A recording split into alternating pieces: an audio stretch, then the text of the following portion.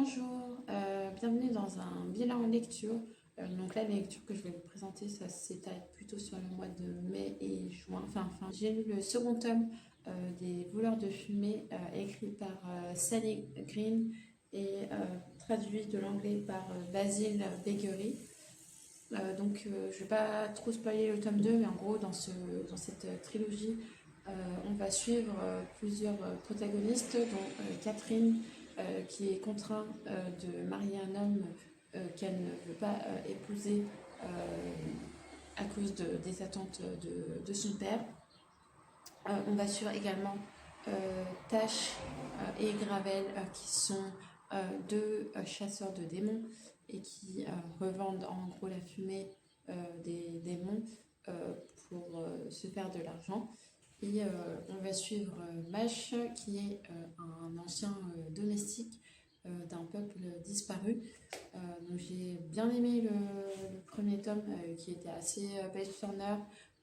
On dirait que ça reprend un peu les codes états-uniens avec des chapitres ultra courts, en cliffhanger, qui se finissent en cliffhanger, et on défile vraiment on dévore un peu les pages sans forcément s'en rendre compte.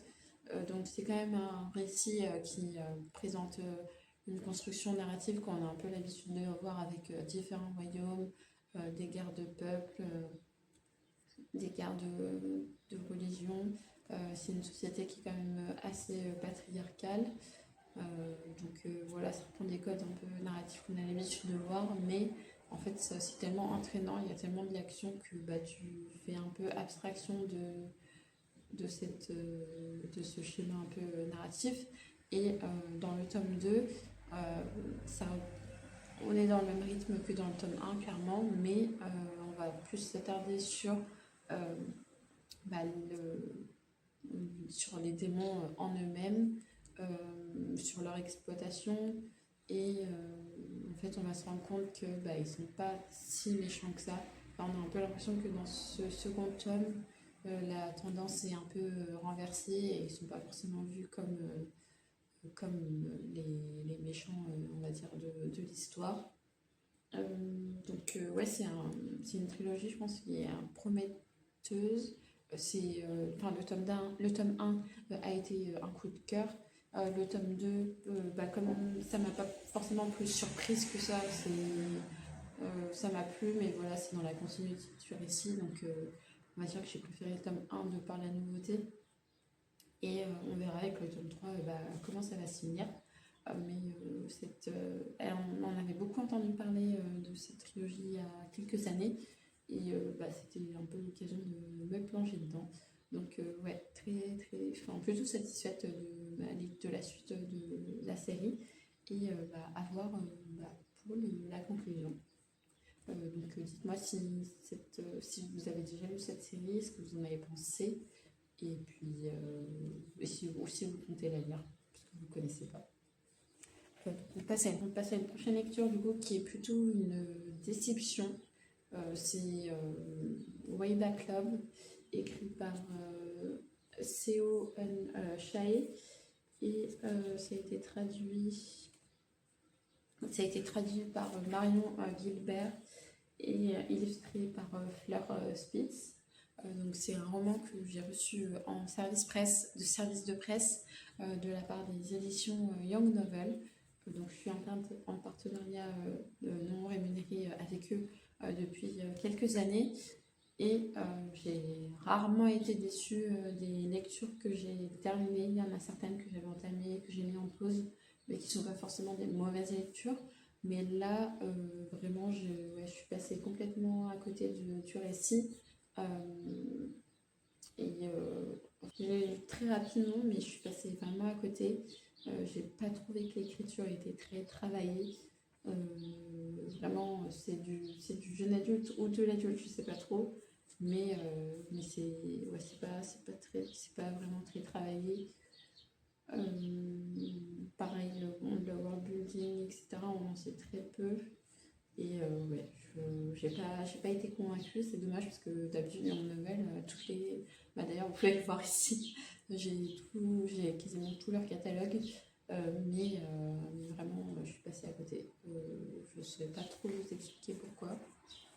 Enfin, si, du coup, de par l'écriture, de par le manque un peu de matière, je dirais.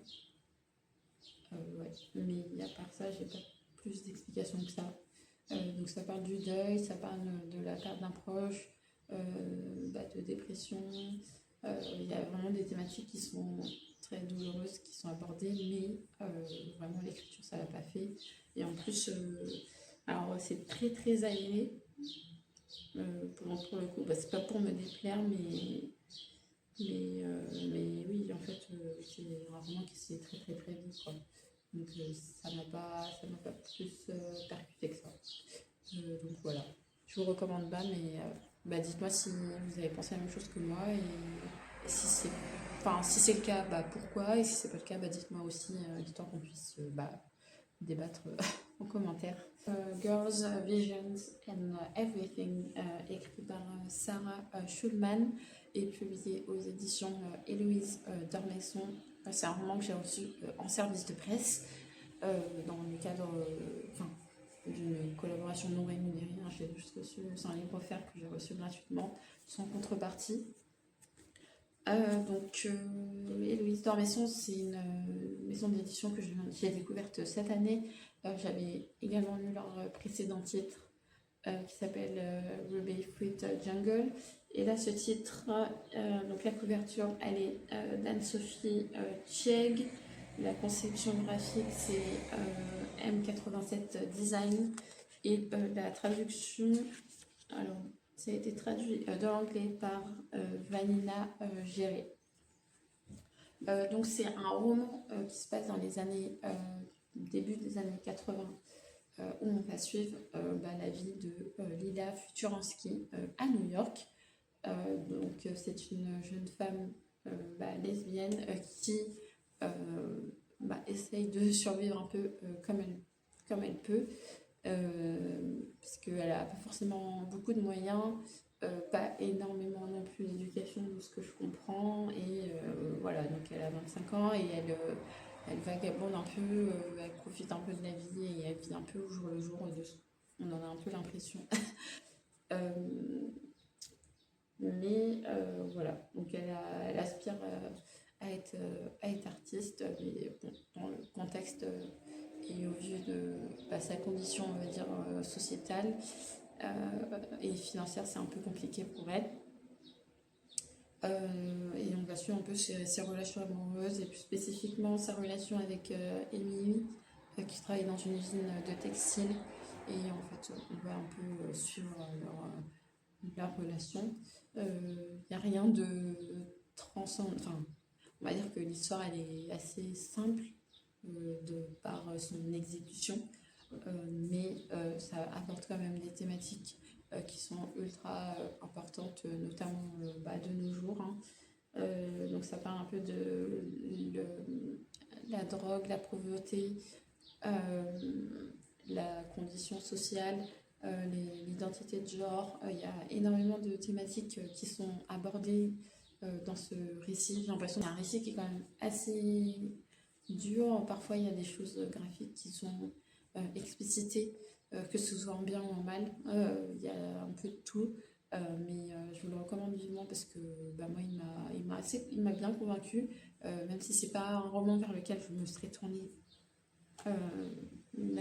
pas naturellement, mais je veux dire de prime abord, parce que c'est pas forcément mon genre de prédilection, mais j'ai quand même passé un bon moment. Et vraiment, il vaut vraiment le coup. Donc si vous êtes intéressé par le lesbianisme, les années 80 à New York, foncez, parce qu'il est vraiment cool. J'ai lu Mauvaise graine de Octavia E. Butler. Je pense que j'ai pu à vous présenter qui c'est, l'autrice. Donc c'est un ouvrage qui est publié aux éditions Diable Vauvert.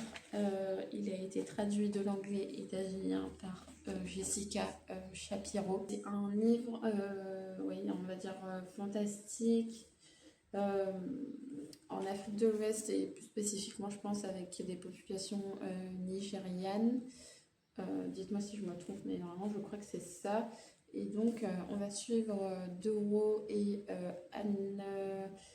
Anyanwu, qui sont deux esprits très anciens et dont la route va, enfin, dont les routes vont.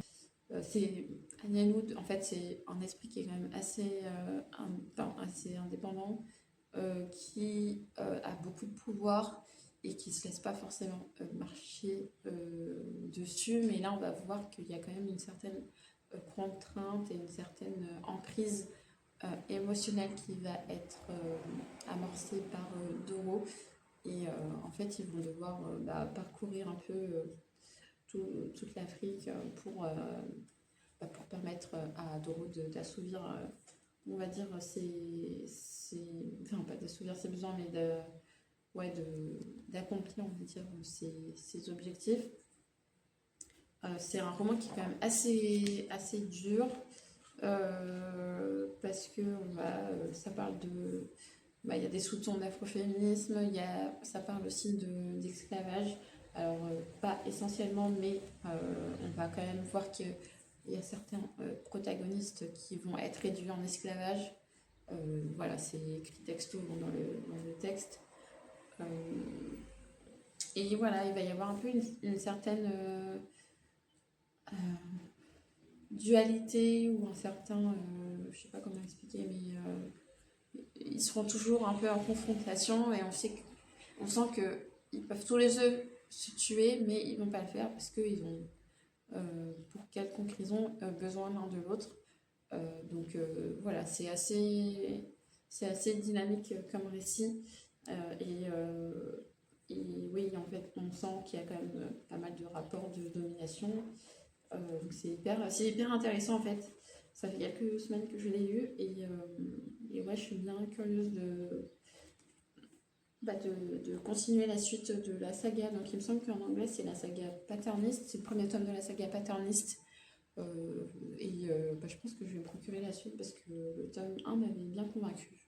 N'hésitez pas à me dire ce que vous en avez pensé. Elvira, écrit par Tips. Donc ce titre, je l'ai acquis au Salon Montreuil de 2024 ou 2025, je sais plus. Non, 2025.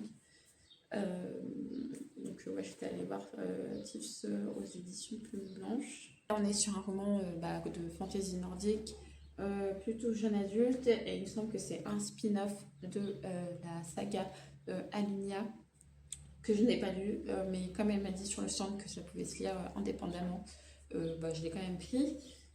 Et en vrai, j'ai pas forcément été gênée. Il y a quelques références qui sont liées à la saga, mais ça m'a pas empêché de comprendre le récit. Elvira, elle est issue de la lignée du coup des Archka. Et en fait, elle est désignée en tant que Kiva, sauf que,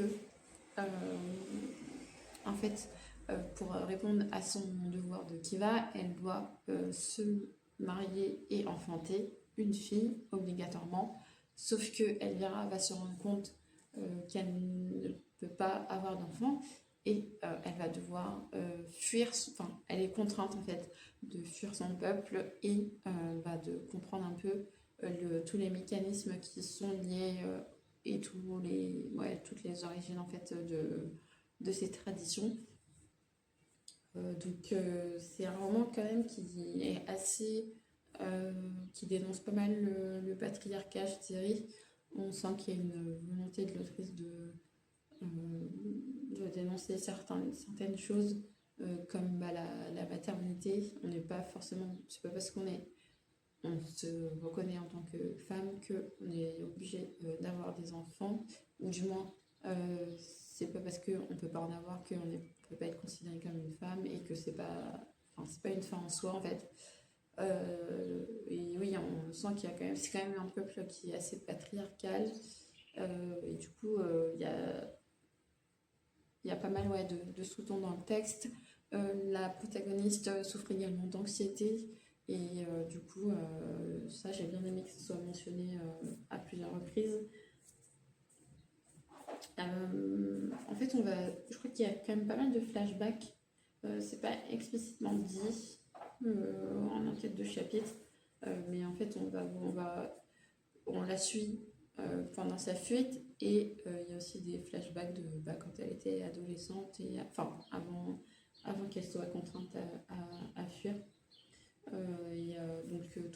Lors du récit, pendant sa fuite, elle va avoir un compagnon d'aventure qui s'appelle Rune et donc ils vont devoir un peu il va l'aider en fait à survivre et, et il va y avoir pas mal d'enjeux que ce soit relationnel ou de survie.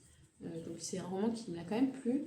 J'ai bien aimé la plume de l'autrice qui est assez soutenue, je ne sais pas jusque là, mais on sent que c'est quand même assez maîtrisé. Il y a de la description, il y a des dialogues, il y a des actions.